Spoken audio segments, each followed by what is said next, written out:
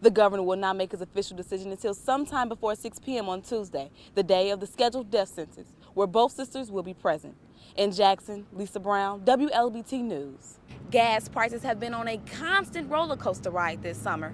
The national average for gas is about $3.78, up 36 cents since early July. The rise of crude oil and the record drought of 2012 is to blame. With all the turmoil that has surrounded the women's basketball team over the past few years, Jackson State officials are confident that the hiring of Coach Dixon will be a slam dunk for the Lady Tigers. The SGA hopes that this resolution makes Jonesboro a biker-friendly city and puts a handle on the parking problems here on campus. For first-time voters, it's not about the catchy campaign slogans or the punchline propaganda. Instead, it's about the educational platforms that each candidate stands for. Jackson State opens its doors to about 1,000 freshmen and transfer students today. Suitcases and shopping carts filled dormitories for the university's annual move-in day. Students and parents dropped off the comforts of home to fill a dorm room. Volunteers were readily available to lend a helping hand. The new JSU students and parents we talk with say they are excited about the start of college. Jackson State will have a number of activities on campus in the coming days to welcome the new students to campus. Well, sometimes kids and their parents need a little pick-me-up when school starts. That's one of the goals of the annual Education Summit. As Cheryl Lassiter tells us, it's not a conference, it's a party. Well, what does it mean to stomp the yard? Lisa Brown joins us now with a special report on this high-energy event that still has people talking. Indeed, Renette, and the ground is still vibrating from all those steppers on the yard this weekend. Greeks let their feet do the talking during the 2012 homecoming events. Organizations from neighboring states came to ASU to show off their footwork. I stepped out to see what it really means to step. We step for a reason. We step for our founders. We stepping for our advisors. We stepping like to actually put our chapter on the campus.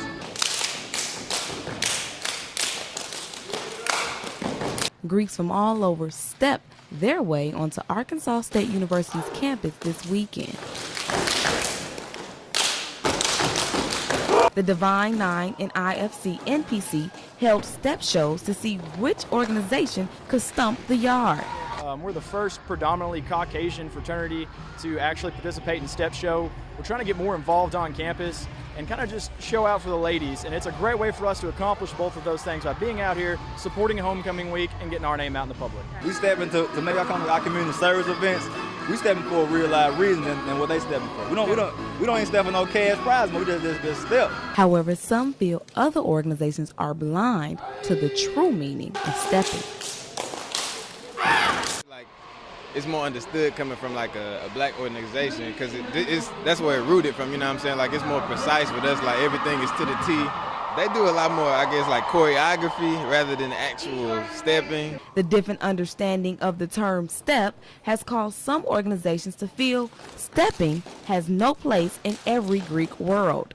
A lot of theatrical, yeah, you know what I'm saying? It's more acting involved and everything like that. Yeah, they stepping, it's more like a Broadway play, you feel me? Right. It's not no type of realized stepping and spinning and chanting. It's more like a Broadway play. Sweat, blood, tears. It's kind of like a 20 or 30 minute act, you feel me? So I mean, it's not like a typical Divine Nine and NPC step show. They got to. Even though everyone might not step to the same beat, Greeks do lend a hand to help one another.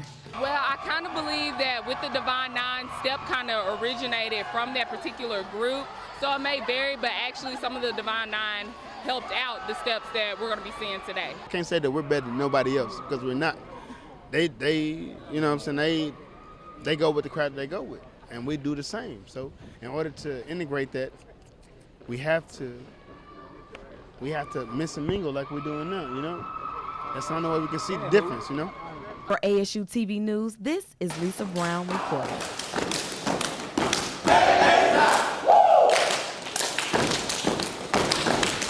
Cars lined up this weekend to find a spot on Arkansas State University's campus.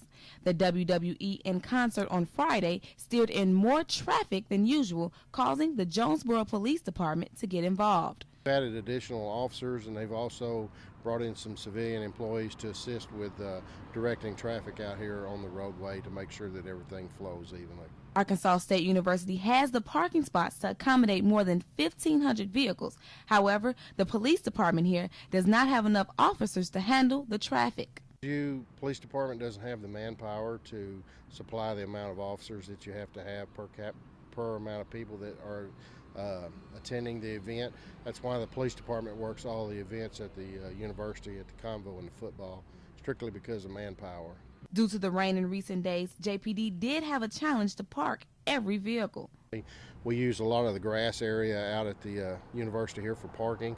We won't be able to use that this evening because of the amount of rainfall that we've had. We don't want to destroy the turf, so we're going to be stuck with parking vehicles on the pavement. So this parking is going to be limited. Some did beat the traffic by coming early, and others found other places to park. The traffic will be really bad tonight because of WWE wrestling tonight, and